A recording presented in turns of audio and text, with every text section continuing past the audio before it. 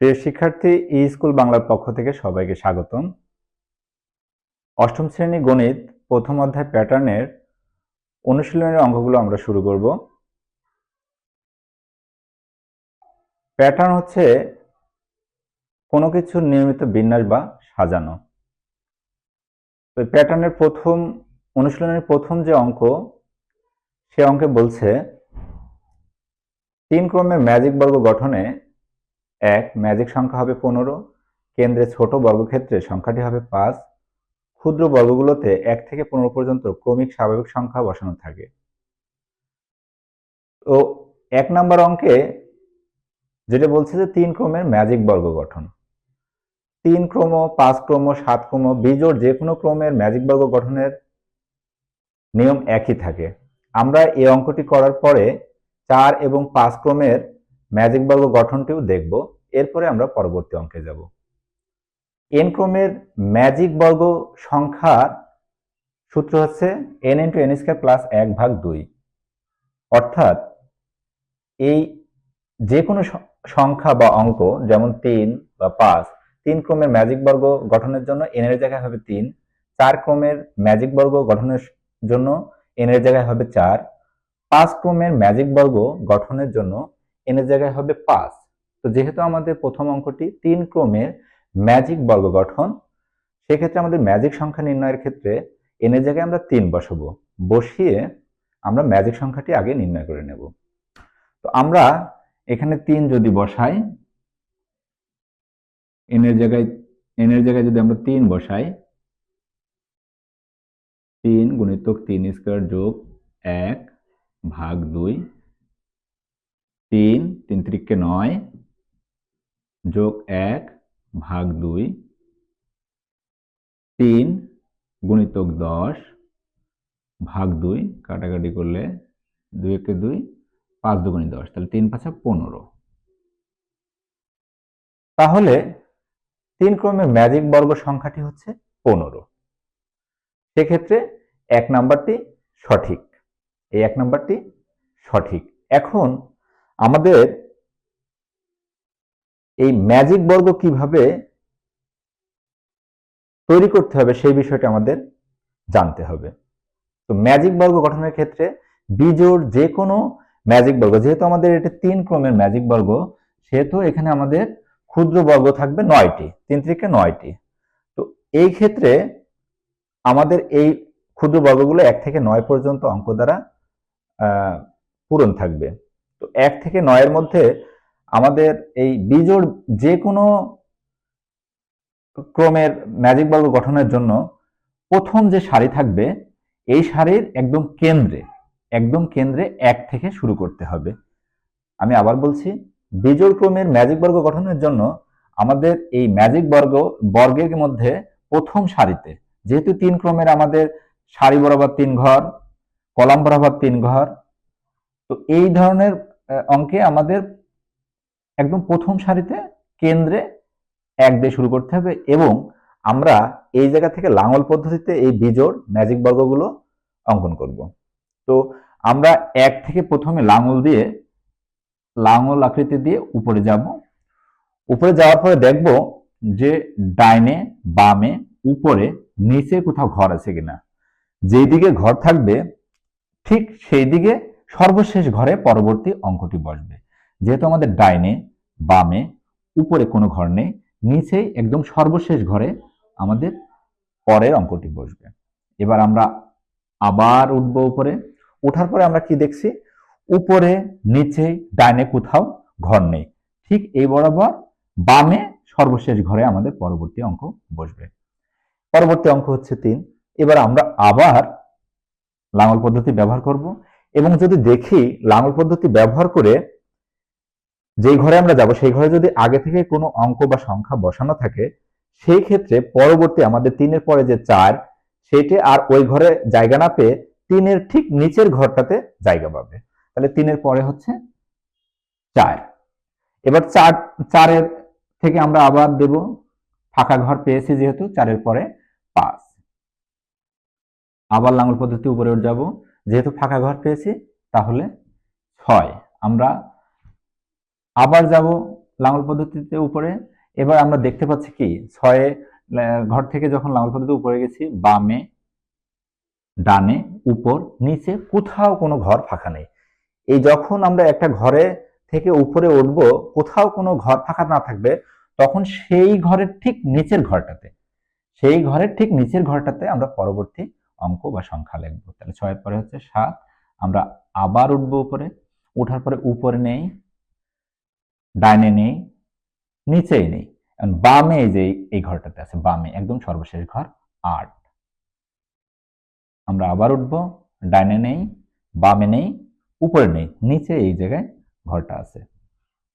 তো এই ধরনের অঙ্কে, এই যে বিজোড় ক্রমের ম্যাজিক বর্গে অঙ্কে একটা জিনিস আমরা খেয়াল রাখবো, যে যেই ঘরটাতে আমরা শুরু করছি, ঠিক যে সারিতে শুরু করছি তার একদম নিচের সারিতে সর্বশেষ অঙ্কটা হবে, তাহলে আমাদের এই ম্যাজিক বর্গ অঙ্কনটা সঠিক হবে। আমাদের যেহেতু 3 ক্রম, 3 গুণ 3 9, 1 থেকে 9 অঙ্ক দ্বারা এই ম্যাজিক বর্গটা পূর্ণ হবে।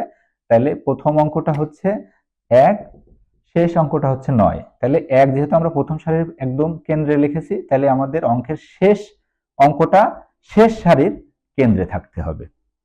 তো আমরা এবার দেখি আমাদের ম্যাজিক সংখ্যা যেহেতু 15, তাহলে সারি, প্রত্যেকটা সারি, কলাম, প্রত্যেকটা কলামের যোগফল হবে, প্রত্যেকটা সারির যোগফল হবে এই 15। তাহলে 8 আর 1 9 আর 6 15। এবার দ্বিতীয় সারি দেখি, 3 5 8 7 15। তৃতীয় সারি 9 4 13 আর 2 15। এবার যদি আমরা কলাম দেখি, 2 আর 7 9, 9 আর 6 15, 9 আর 5 14 আর 1 15, 4 আর 3 7, 8 7 15। তাহলে আমাদের ম্যাজিক সংখ্যা 15। এবং এই যে আমরা ম্যাজিক বর্গ অঙ্কন করলাম, তাহলে দেখতে পাচ্ছি আমাদের কেন্দ্রে, একদম পুরো বর্গের কেন্দ্রে যে অঙ্কটা বা সংখ্যাটা আছে সেটা হচ্ছে 5। তাহলে আমাদের প্রথম যেটা হচ্ছে ম্যাজিক সংখ্যা আমরা নির্ণয় করছিলাম 15, সেটা সঠিক ছিল। কেন্দ্রে ছোট বর্গক্ষেত্রে সংখ্যাটি হবে 5, আমরা দেখতে পাচ্ছি হ্যাঁ আমাদের কেন্দ্রে ছোট বর্গক্ষেত্রে সংখ্যাটি 5 আছে, এটা সঠিক। আর যেহেতু 3 এর বর্গ করলে আমাদের ক্রমিক যে স্বাভাবিক সংখ্যা সেটা 1 থেকে 9 পর্যন্ত আসে, সেক্ষেত্রে ক্ষুদ্র বর্গগুলোতে 1 থেকে, আমাদের ঘরে আছে 9টা, 1 থেকে 15 পর্যন্ত স্বাভাবিক সংখ্যা বসানোর তো কোনো সুযোগই নেই, তাহলে এটা সঠিক না। তাহলে আমাদের 1 নাম্বার অঙ্কের উত্তর হচ্ছে 1 ও 2। সেক্ষেত্রে আমাদের 1-এর উত্তর হচ্ছে ক। 1-এর উত্তর হচ্ছে ক। খুব সহজ। আমরা এবার 4 ক্রম এবং 5 ক্রম এই দুইটা দেখব। তো যেহেতু আমরা বিজোড় 3 ক্রমের ম্যাজিক বর্গ গঠন করলাম, এই জন্য আমরা আরেকটা বিজোড় 5 ক্রমের ম্যাজিক বর্গ প্রথমে দেখব, তারপরে 4 ক্রমের ম্যাজিক বর্গ দেখব। তো আমরা সর্বপ্রথম ম্যাজিক সংখ্যাটা বের করব, এজন্য n এর জায়গায় আমরা 5 বসাবো।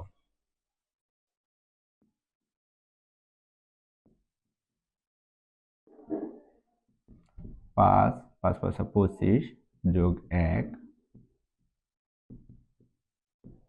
25 এর 1 26, কাটাকাটি করলে 13, 2 একে 2, তাহলে 5 13 65।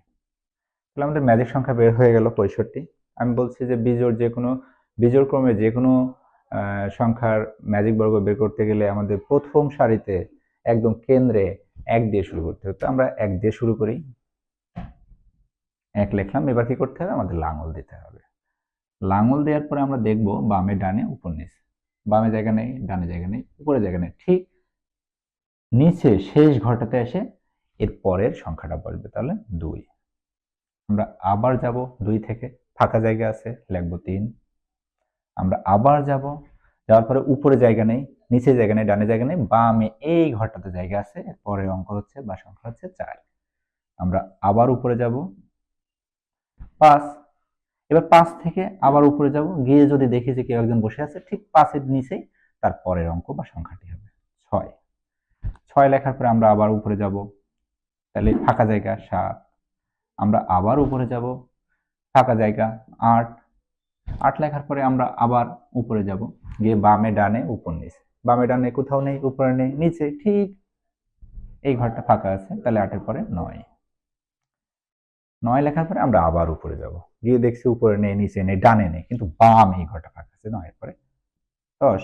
10 লেখার পরে আমরা আবার যাব উপরে, গিয়ে দেখবো একজন বসে আছে, তাহলে 10-এর পরবর্তী সংখ্যাটি হচ্ছে 11, তাহলে ঠিক তার নিচে বসে যাবে, যেহেতু তার ঘরটা আগেই পূরণ আছে। 11 লেখার পরে আমরা ফাঁকা ঘর যতক্ষণ পাবো লিখতে থাকবো। 12-র পরে 13, 13-র পরে 14, যতক্ষণ ফাঁকা থাকে লিখতে থাকবো। 14-র পরে 15, 15-র পরে আমরা আবার উপরে উঠে দেখছি কোথাও ঘর ফাঁকা নেই, বামে নেই, ডানে নেই, উপর নেই, নিচেও নেই। এই ক্ষেত্রে কি করব? যখন বামে, ডানে, উপর, নিচ কোথাও ঘর পাবে না, তখন পরবর্তী সংখ্যাটি হবে ঠিক তার পরের ঘর, ঠিক তার পরের ঘর। তাহলে 16, 16 থেকে আমরা আবার উপরে যাব, উপরে নেই, ডানে নেই, নিচে নেই, বামে আছে, এই যে এখানে 17, 17 থেকে লিখে উপরে যাব আমরা। উপরে উপরে যাওয়ার পরে আমরা কি দেখব? বামে নেই, ডানে নেই, উপরে নেই, নিচে তো এখানে ফাঁকা আছে, তাহলে এখানে লিখবো হচ্ছে 18, 18 থেকে উপরে উঠবো, উঠে দেখবো ফাঁকা 19, আবার উপরে যাব লাঙল দিয়ে, 19-এর পরে 20, ফাঁকা ঘর। এইবার উঠে দেখবো যে 20 থেকে এখানে উঠার পরে দেখছি এখানে আগে বসে আছে 16, তাহলে ঠিক 20-এর নিচেই হবে 21,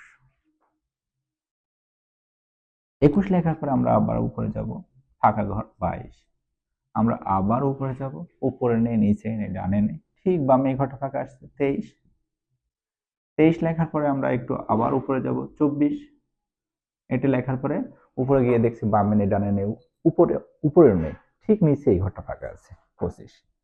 আমি আগেও বলছিলাম যে 5 ক্রমের যে ম্যাজিক বর্গ, এখানে সংখ্যা আসছে 1 থেকে 25 পর্যন্ত। যেহেতু আমরা প্রথম অঙ্কটা এই প্রথম সারির কেন্দ্রে নিছি, তাহলে শেষ অঙ্ক বা সংখ্যাটা শেষ সারির কেন্দ্রে থাকবে। এইটা হলে আমাদের অঙ্কন ঠিক আছে। এবার আমরা একটু যোগ বিয়োগ করে দেখি যে এটা কত আসে।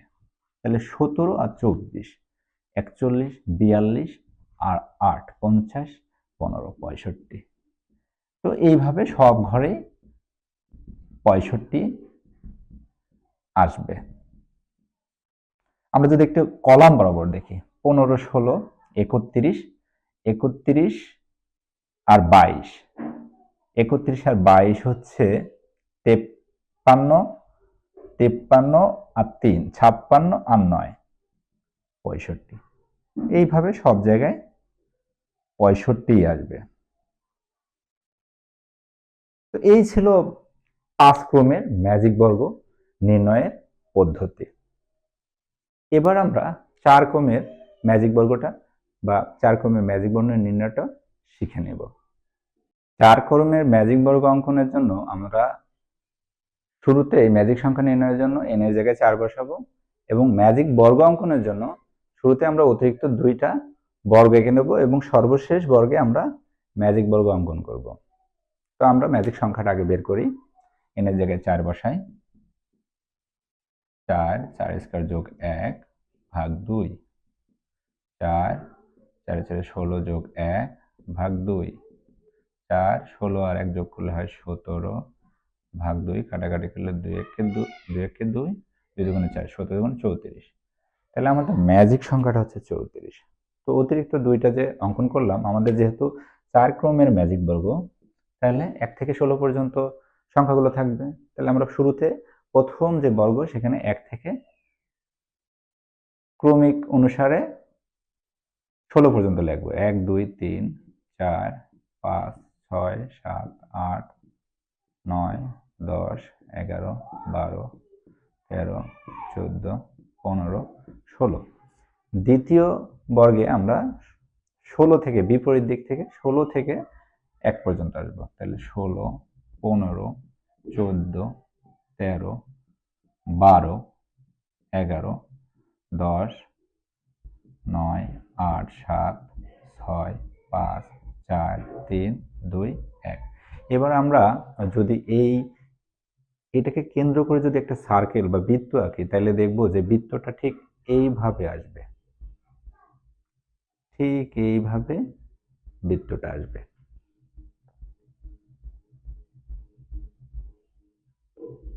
এইভাবে বৃত্তটা আসে। তো এই দুটো বৃত্ত কেন অঙ্কন করলাম? আমাদের 4 ক্রমে ম্যাজিক বর্গ নির্ণয়ের জন্য, ম্যাজিক বর্গ অঙ্কনের জন্য এই যে প্রথম বৃত্তে যারা টাচ করে গেছে, যেই ঘরগুলো টাচ করে গেছে সেই ঘরের অঙ্ক বা সংখ্যাগুলো আমরা নেব। তাহলে প্রথমে 2 3 টাচ করছে, এরপরে 8 12 টাচ করছে, এরপরে 14 15, এরপরে 9 আর 5। এরপরে দ্বিতীয় যে অঙ্কন আছে, ম্যাজিক বর্গের অঙ্কন আছে, এই জায়গায় যে ক্ষুদ্র বর্গগুলো টাচ করেনি, বৃত্তে টাচ করেনি, সেগুলো আমরা সেই সংখ্যাগুলো নেব। তাহলে 16 টাচ করেনি, 13 টাচ করেনি, 11 10 7 6 4 আর 1 4 1। এইবার আমরা যদি সারি কলাম বরাবর যোগ দিই, দেখি 16 আর 2 18, 18 আর 3 21, 21 আর 13 34, প্রত্যেকটাতেই এই 34ই আসবে। এবার একটু কলাম বরাবর দেখি, 8 13 21, 21 আর 12 হচ্ছে 33 আর 1 34।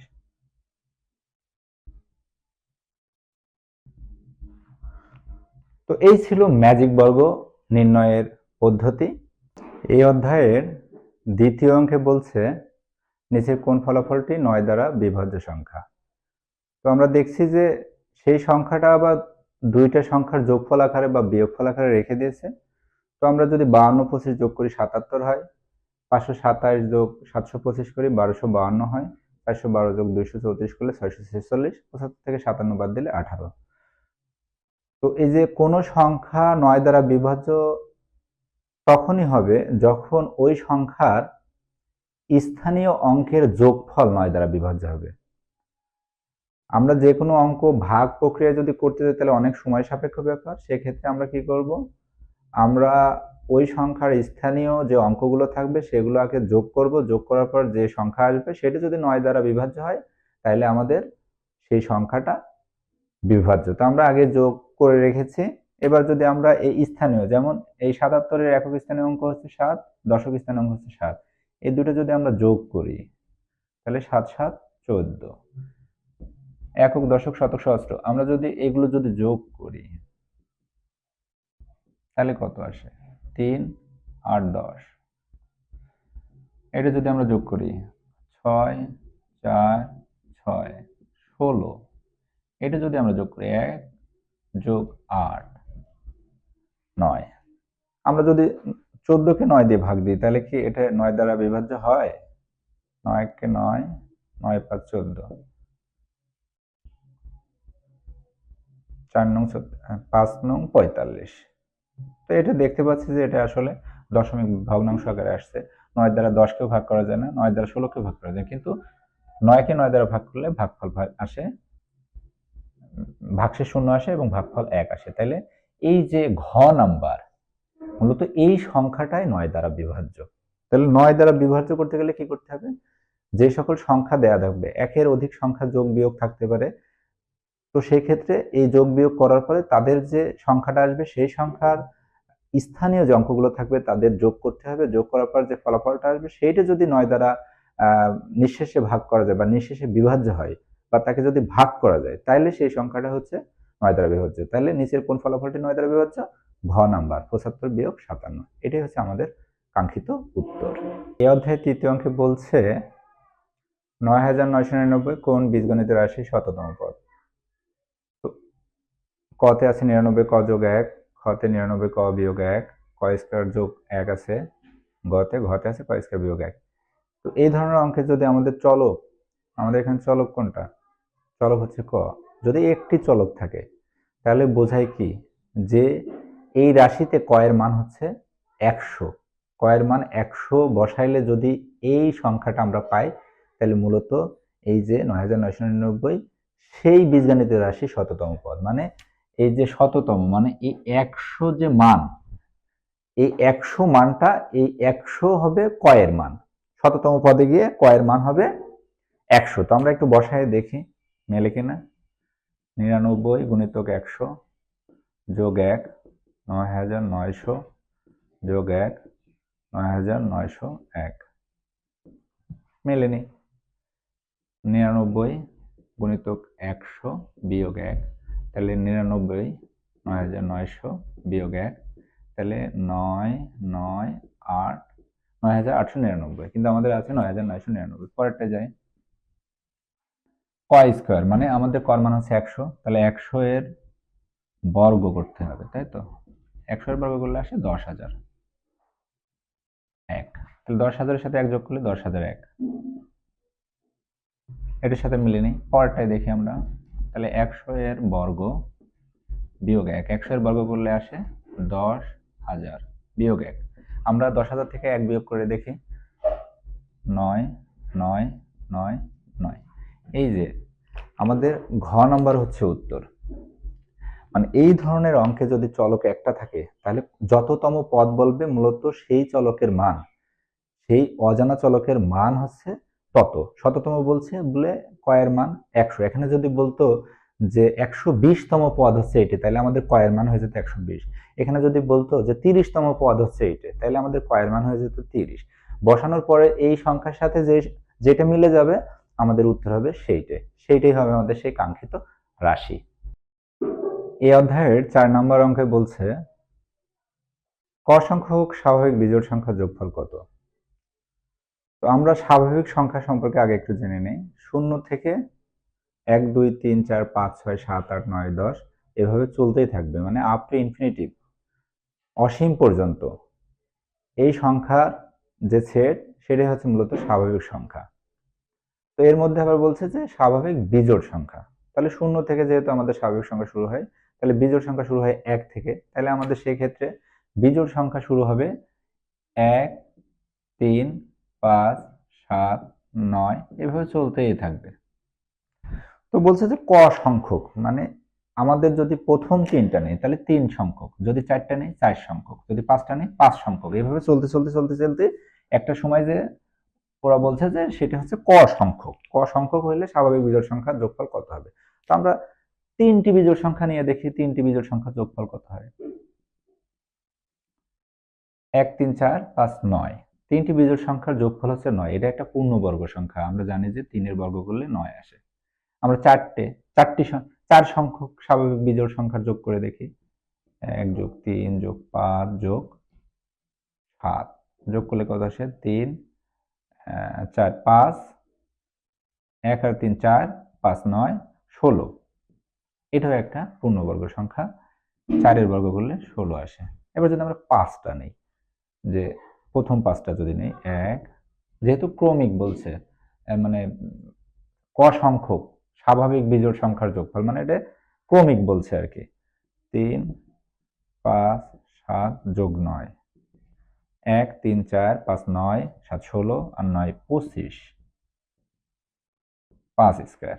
এটা একটা পূর্ণবর্গ সংখ্যা। আমরা যদি এইভাবে নিতেই থাকি তাহলে সেই ক্ষেত্রে যে এই জায়গায় আছে 5 সংখ্যক, 1, 2, 3, 4, 5, 5 সংখ্যক 5 স্কোয়ার, 1, 2, 3, 4, 4 সংখ্যক 4 স্কোয়ার, 1, 2, 3, 3 সংখ্যক 3 স্কোয়ার। তাহলে 3 সংখ্যক 3 স্কোয়ার, 4 সংখ্যক 4 স্কোয়ার, 5 সংখ্যক 5 স্কোয়ার হলে ক সংখ্যক কত হবে? অবশ্যই ক স্কোয়ার হবে। সেই হিসেবে আমাদের উত্তর হচ্ছে গ। খুব সহজ। এই অধ্যায়ের 5 নম্বর অঙ্কে বলছে 1 থেকে 100-এর মধ্যে কতটি সংখ্যাকে দুইটি স্বাভাবিক সংখ্যা বর্গের যোগফল আকারে প্রকাশ করা যায়। তো আমাদের উদাহরণ পৃষ্ঠা নম্বর 5, এই অধ্যায়ের পৃষ্ঠা নম্বর 5-এ উদাহরণে যে সংখ্যাকে দুইটি স্বাভাবিক সংখ্যার বর্গের যোগফল আকারে প্রকাশ করা, এই শিরোনামে আমরা দেখতে পাচ্ছি যে 1 থেকে 100-এর মধ্যে মোট 35টি সংখ্যাকে দুইটি স্বাভাবিক সংখ্যার বর্গের যোগফল আকারে প্রকাশ করা যায়। সেক্ষেত্রে আমাদের উত্তর হচ্ছে গ। পৃষ্ঠা নম্বর 5-এ এই বিষয়ে স্পষ্ট বলা আছে যে 35টি মোট সংখ্যা যাদেরকে দুইটি স্বাভাবিক সংখ্যার বর্গের যোগফল আকারে প্রকাশ করা যায়। আমরা 13 নম্বর অঙ্কে গিয়ে এই যে একটা সংখ্যাকে কিভাবে দুইটি স্বাভাবিক সংখ্যার বর্গের যোগফল আকারে প্রকাশ করা যায় সে বিষয়ে বিস্তারিত আলোচনা করব। এই অধ্যায়ের 6 এবং 7 নম্বর প্রশ্নের জন্য একটা উদ্দীপক দেওয়া আছে। উদ্দীপকটা হচ্ছে একটা ম্যাজিক বর্গ। সেই উদ্দীপকের আলোকে আমাদের 6 নম্বর এবং 7 নম্বর অঙ্কটি করতে হবে। তো আমরা জানি ম্যাজিক বর্গের, আমরা 1 নম্বরে শিখে আসছি যে ম্যাজিক বর্গের সারি বরাবর যতগুলো সারি থাকবে তাদের যোগফলের মান প্রত্যেকটা সারিতে সমান হবে, কলাম বরাবর প্রত্যেকটা কলামে সমান হবে। যেহেতু তারা উল্লেখ করছে যে এটা একটা ম্যাজিক বর্গ, অতএব এই সারির মান, এই প্রত্যেকটা সারির মান এবং প্রত্যেকটা কলামের মান সমান হতেই হবে, তাইলেই কেবল সে একটা ম্যাজিক বর্গ হতে পারবে। তো আমরা যদি এই প্রথম সারি যোগ করি তাহলে 4 আর 9 13, 13 আর 2 15, 5 হাতে 1 2 3 4 45। যদি আমরা কয়ের মান জানি না, কিন্তু আমরা জানি, আমরা যেহেতু বিগত সময় অঙ্ক করছি, আমরা জানি যে এইটাও 45ই হবে। কয়ের মান 45 হতে যতটুকু প্রয়োজন ততটুকুই কয়ের মান হতে হবে, এইটাও 45 হবে। আমরা যদি এইভাবে যোগ করি তাহলে 8 3 11, 8 3 11 4 15 5 হাতে 1 45, এই যে এইটাও 45 হবে, এটাও 45 তো হবেই। তো সেক্ষেত্রে বলছে ক চিহ্নিত স্থানে উপযুক্ত সংখ্যাটি কত হবে।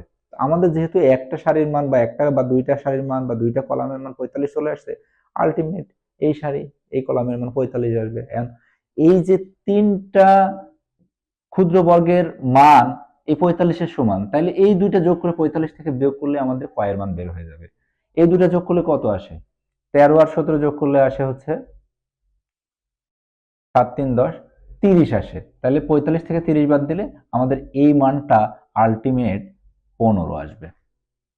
দেখি আমরা এবার এই কলম বরাবর যোগ করে 5 আর 1 6, 6 9 15 5 হাতে 1 2 3 4, এই যে 45। তাহলে আমাদের ক চিহ্নিত স্থানে উপযুক্ত সংখ্যাটি হবে কত?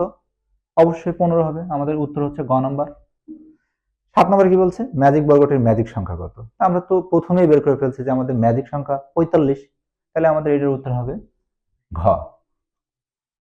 এই অধ্যায়ের 8 নম্বর অঙ্কে বলছে প্রথম তিনটি বিজোড় স্বাভাবিক সংখ্যার যোগফল, একটি পূর্ণবর্গ সংখ্যা, 2 বিজোড় সংখ্যা, 3 মৌলিক সংখ্যা। তো এই অঙ্কটা করতে গেলে আমাদের মৌলিক সংখ্যা সম্পর্কে ধারণা নিতে হবে। যে সকল সংখ্যা 1-এর থেকে বড় এবং ওই সংখ্যাকে 1 এবং ওই নিজ সংখ্যা ছাড়া আর কোনো সংখ্যা দ্বারা ভাগ করা যায় না, সেই সকল সংখ্যাকে মৌলিক সংখ্যা বলে। তাহলে আমাদের প্রথম শর্ত হচ্ছে 1 থেকে বড়। আমরা 1 থেকে বড় যে সকল স্বাভাবিক সংখ্যা আছে সেগুলো যদি লিখি তাহলে 2 3 4 5 6 7 এভাবে চলতেই থাকবে, তাই না? তো বলছে 1 থেকে বড় যে সকল সংখ্যাকে 1 এবং ওই নিজ সংখ্যা ছাড়া আর কোনো সংখ্যা দ্বারা ভাগ করা যায় না। তাহলে বোঝা যাচ্ছে যে সকল সংখ্যাকে মাত্র 2টি সংখ্যা দ্বারা ভাগ করা যাবে সেই সকল সংখ্যাই মূলত মৌলিক সংখ্যার পর্যায়ে গিয়ে দাঁড়ায়। তো আমরা একটু 2কে দেখি তো কত কত দিয়ে ভাগ করা যায়। 2কে 1 দ্বারা ভাগ করা যায়, 2কে 2 দ্বারা ভাগ করা যায়, ভাগফল আসে 2 1। 3কে যদি ভাগ করি 1 দিয়ে করা যায়, 3 দিয়ে করা যায়, মানে ওই নিজ সংখ্যা 3টা কিন্তু নিজ সংখ্যা। তাহলে 3 1। এরপরে যদি 4কে ভাগ করি, 4কে 1 দ্বারা ভাগ করা যায়, 4কে 2 দ্বারা ভাগ করা যায়, এরপরে 4কে নিজ সংখ্যা 4 দ্বারা ভাগ করা যায়, তাহলে ফলাফল আসছে 4 2 1। এরপরে যদি 5কে ভাগ করি, 1 দ্বারা ভাগ করা যায় আর শুধু 5 দ্বারা ভাগ করা যায়, তাহলে 5 1। তাহলে মৌলিক সংখ্যা হচ্ছে 2, 2 থেকে শুরু হবে, 3ও একটা মৌলিক সংখ্যা, কিন্তু 4 মৌলিক সংখ্যা না, কারণ হচ্ছে তাকে 1 এবং নিজ সংখ্যা ছাড়াও আরো একটা অতিরিক্ত সংখ্যা দ্বারা ভাগ করা যায়। মানে 1 এবং ওই নিজ সংখ্যা ছাড়া আর কোনো সংখ্যা দ্বারা ভাগ করা গেলে সে আর মৌলিক সংখ্যার পর্যায়ে থাকে না। তো আমাদের বলছে যে প্রথম তিনটি বিজোড় স্বাভাবিক সংখ্যার যোগফল একটি পূর্ণবর্গ সংখ্যা। আমরা জানি যে বিজোড় স্বাভাবিক সংখ্যার যোগফল মানে যে কয় সংখ্যক তার স্কয়ার বা বর্গ। তাহলে 3টি বলছে, মানে এটা হচ্ছে 3-এর বর্গ, এই যোগফলটা হবে 3-এর বর্গ 9, 3-এর বর্গ 9। তাহলে এটা একটা পূর্ণবর্গ সংখ্যা। যেহেতু আমরা জানি বিজোড় যে কোনো সংখ্যক স্বাভাবিক সংখ্যার যোগফলই হচ্ছে তার বর্গ, এজন্য এটা একটা পূর্ণবর্গ সংখ্যা। একটু যদি আমরা রাফে করেও দেখি, 1 3, প্রথম তিনটি বিজোড় স্বাভাবিক সংখ্যা 5, তাহলে 4 যোগ 5 সমান সমান 9, এটা একটা পূর্ণবর্গ সংখ্যা, মিলে গেল। বিজোড় সংখ্যা, তাহলে বিজোড় সংখ্যা হচ্ছে 1 3 5। আমরা যদি বিজোড় সংখ্যাগুলো লিখতে থাকি তাহলে 1 3 5 7 9 11। তাহলে আমাদের ফলাফল আসছে কি 9 না? ফলাফলটা আসছে কিন্তু 9, ফলাফলটা আসছে এই যে 9। তো এই 9টা হচ্ছে একটা বিজোড় সংখ্যা, এই যে বিজোড় সংখ্যা। এখন বলছে 3 নম্বরে বলছে মৌলিক সংখ্যা। তো 9কে যদি আমরা ভাগ করি, এই 9কে কত ভাবে ভাগ করা যায় একটু দেখি তো। 9কে আমরা ভাগ করলে 1 দিয়ে ভাগ দেওয়া যায়, 9কে ভাগ করলে 3 দিয়ে ভাগ দেওয়া যায়, 9কে নিঃসংখ্যা দিয়েও ভাগ দেওয়া যায়, ফলাফল আসে 9, 3 3 9, 9কে 9। তাহলে 1 এর অধিক সংখ্যা দ্বারা 2 এর অধিক সংখ্যা দ্বারা ভাগ করা গেছে, অতএব এটা কোনোভাবেই মৌলিক সংখ্যা নয়। সেক্ষেত্রে আমাদের প্রথম দুইটি অপশন সঠিক আছে, তৃতীয়টা সঠিক না। তাহলে আমাদের উত্তর হচ্ছে ক নাম্বার।